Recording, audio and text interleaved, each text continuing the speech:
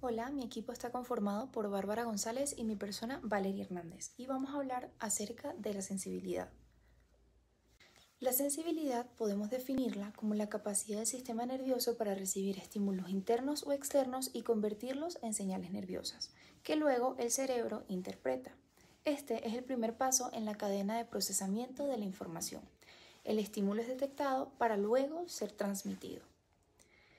En cuanto a la diferencia con percepción, es importante distinguir la sensibilidad de percepción. La sensibilidad es la recepción y conducción de la señal, es decir, del dato en bruto, mientras que la percepción es la interpretación consciente de esa información, es decir, es darle un significado. La sensibilidad, por otro lado, se clasifica en general o somática, y esta a su vez se divide en tres grandes tipos. La primera es la exteroceptiva.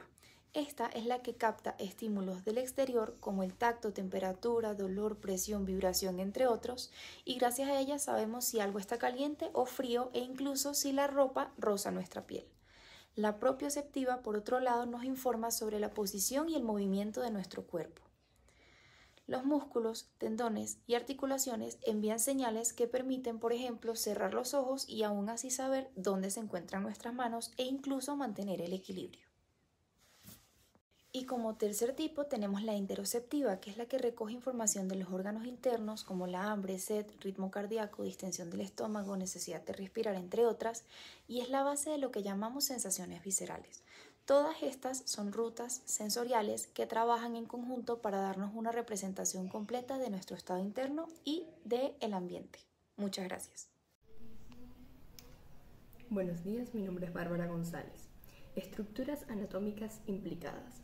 La sensibilidad, como hemos visto, es un proceso complejo que implica la colaboración de diversas estructuras anatómicas.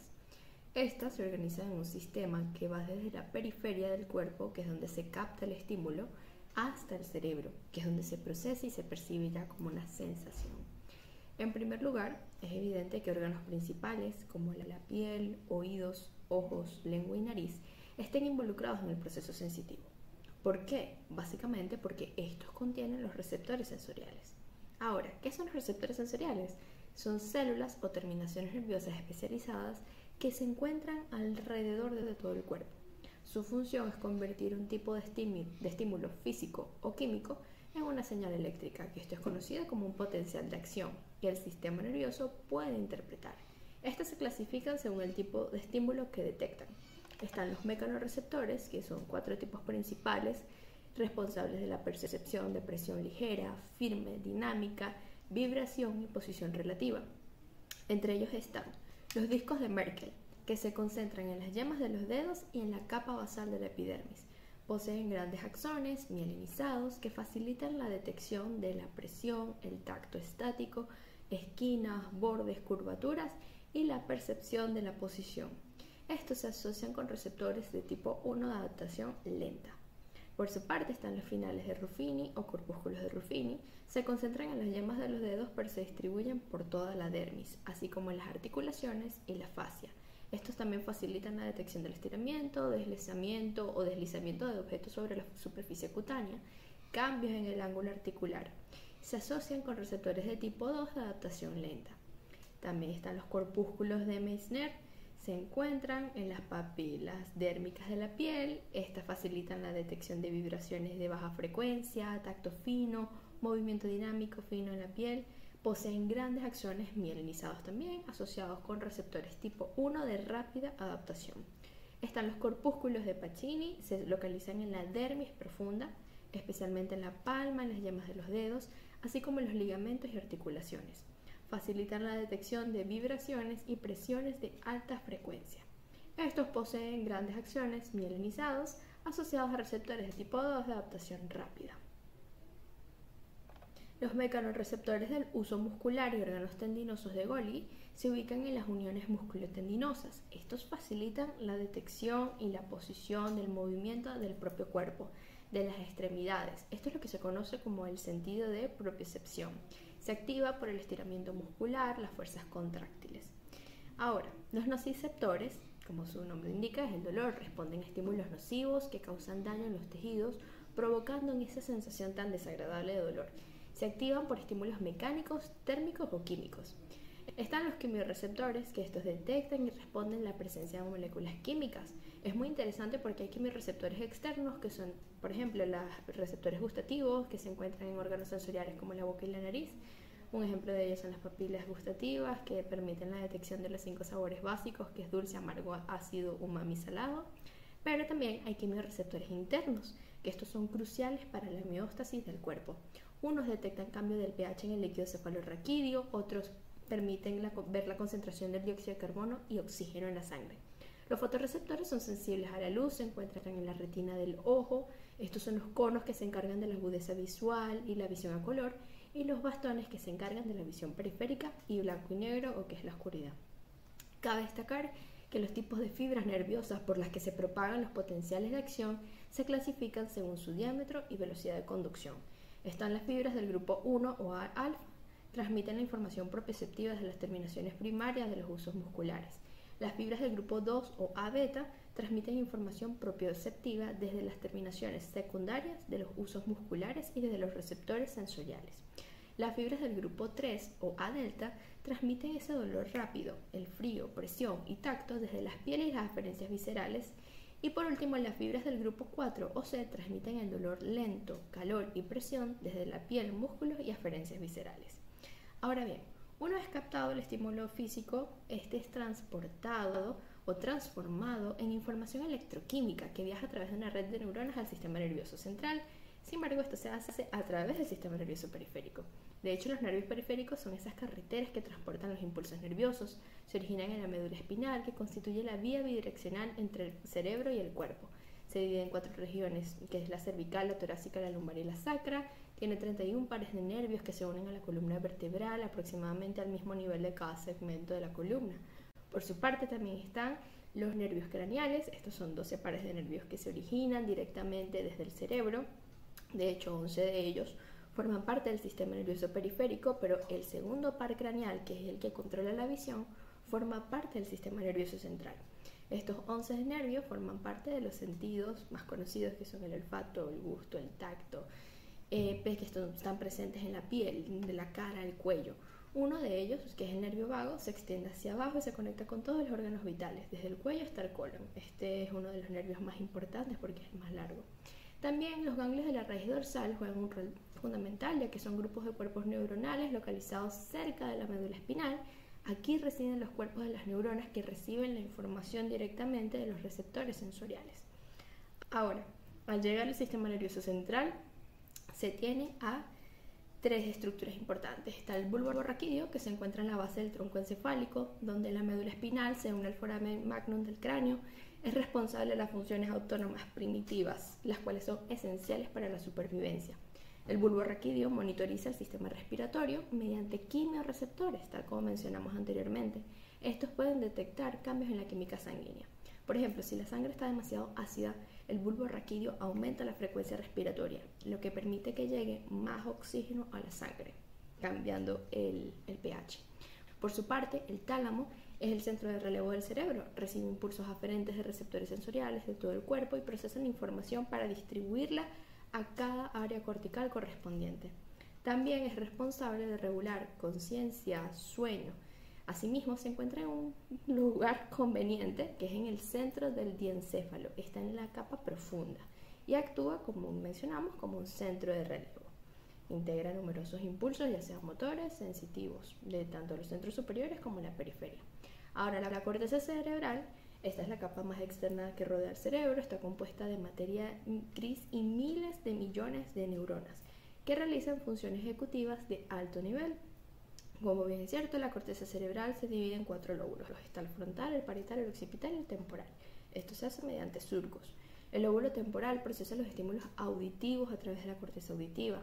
La energía sonora activa los mecanorreceptores ubicados en las células ciliadas que recubren la cóclea, enviando impulsos a la corteza auditiva. El impulso se procesa, se almacena en función de experiencias pasadas y así se procesa esta percepción. El área de Wernicke se encuentra también en el lóbulo temporal y participa en la comprensión del habla. Por su parte, el lóbulo occipital es el que da en la parte posterior, es el centro de procesamiento visual, contiene la corteza visual. Al igual que el lóbulo parietal recibe información de la retina, utiliza las experiencias visuales previas para interpretar y reconocer los estímulos y patrones. El lóbulo parietal, que se encuentra en el medio, es responsable del procesamiento de la información sensorial, contiene la corteza somatosensorial y el homúnculo sensitivo. Las neuronas del lóbulo parietal reciben información de los sensores y propioceptores de todo el cuerpo, por esto es el lóbulo de la ubicación del propio organismo. Forma la comprensión de lo que se toca basándose en conocimientos previos. Ahora, ¿cuál es la fisiología general del proceso sensorial? Bueno, está el camino ascendente hacia el cerebro, previos. Ahora, ¿cuál es la fisiología general del proceso sensorial? Bueno, está el camino ascendente hacia el cerebro. La información sensorial de forma genérica viaja desde el cuerpo hasta la médula espinal antes de llegar al cerebro. Esta información asciende mediante neuronas de primer, segundo y tercer orden. Las neuronas de primer orden son los que reciben los impulsos directamente de la piel, los propios receptores y los que envían a la médula espinal. Luego hacen sinapsis con neuronas de segundo orden. Estas neuronas residen en el asta dorsal y envían impulsos al tálamo y al cerebelo.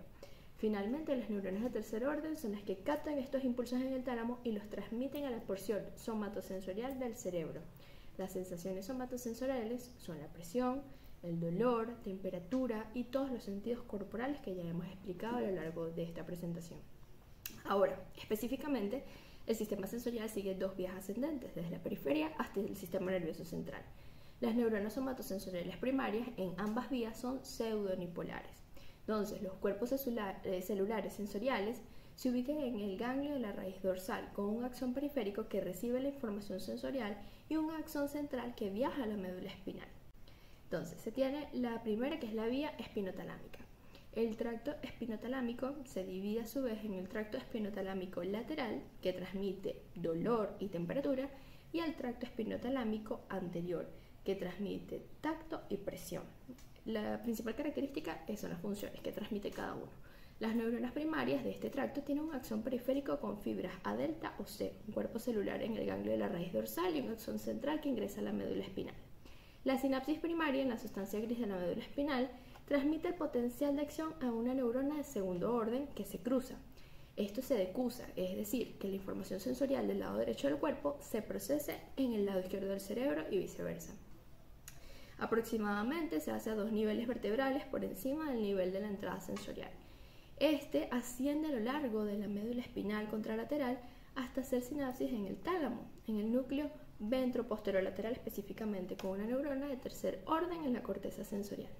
Ahora, la vía 2 de la columna dorsal, esta es la vía del lemnisco medial de la columna dorsal, transmite presión, vibración, tacto fino y la propiocepción. Las neuronas primarias tienen un axón periférico con terminaciones sensoriales especializadas, como son los mecanorreceptores ya mencionados. Entonces, un cuerpo celular en el ganglio de la raíz dorsal también está, y un axón central que penetra las columnas dorsales de la médula espinal y asciende hasta el tronco encefálico, donde el potencial de acción se transmite a una neurona de segundo orden. Esto se hace en el núcleo cuneiforme, para la parte superior del cuerpo, o para el núcleo grácil en la parte inferior del cuerpo, que estos son del bulbo raquídeo. La neurona de segundo orden es la que se decusa en el bulbo raquídeo y continúa ascendiendo por el lemnisco medial contralateral hasta hacer sinapsis en el tálamo. Ahí, con una neurona de tercer orden, se pasa a la corteza sensorial. Ahora, procesamiento adicional del dolor. Si bien la corteza somatosensorial procesa el tipo, la ubicación y la intensidad de los estímulos, que son los dolorosos, estos también tienen un componente afectivo. Si hay miedo, aversión. Por lo tanto, el dolor también se procesa a través del núcleo parabranquial del tronco encefálico y la amígdala, y se transmite a la circunvolución cingulada y la corteza insular. Ahora bien, teniendo todo esto en cuenta, ¿cuáles son las aplicaciones psicológicas y clínicas? La comprensión de la sensibilidad en neurociencias tiene aplicaciones numerosas, tanto a nivel de psicología como clínicas, ya que nos permite entender cómo se percibe el mundo, cómo se construye la realidad, cómo estas alteraciones en el proceso pueden afectar la salud mental, física, el bienestar del humano. Entre las aplicaciones clínicas, bueno, se tienen numerosas, más que todo en el campo de la neurología y otras especialidades médicas, para diagnosticar y monitorear diversas condiciones. Entre ellas están el diagnóstico de neuropatías periféricas, diagnóstico y tratamiento, enfermedades que dañan los nervios periféricos como diabetes, el alcoholismo o la quimioterapia como efecto secundario, A menudo se manifiestan con cambios en la sensibilidad, ya sea entumecimiento, hormigueo o dolor neuropático. También para el tratamiento de lesiones de la médula espinal. Por ejemplo, una lesión que afecta la vía espinotalámica en un lado de la médula espinal causará una pérdida de sensibilidad del dolor y la temperatura en el lado opuesto del cuerpo. También están los síndromes del dolor crónico. La neurociencia ha revelado que el dolor crónico no es solo un síntoma, sino es una enfermedad en sí misma y que las personas sufren mucho por ello. Y se produce por una sensibilización central, donde las neuronas del sistema nervioso central se vuelven hiperactivas y perciben el dolor de manera exagerada. Comprender este mecanismo permite el desarrollo de terapias más específicas y personalizadas para el dolor. También se trata para el diagnóstico de tumores cerebrales. Los tumores que crecen en áreas somatosensoriales del cerebro pueden manifestarse con cambios en la sensibilidad del lado opuesto del cuerpo, lo que sirve como indicio para localizar el tumor o el problema. En cuanto a las aplicaciones en el campo de la psicología, son numerosas y significativas, así como en el impacto que tienen en el campo médico, ya que comprender estos procesos mentales y la salud mental van de la mano. Terapia de integración sensorial se usa mucho, que se ayuda a las personas con dificultades en el procesamiento sensorial a mejorar su capacidad de procesar, responder a los estímulos.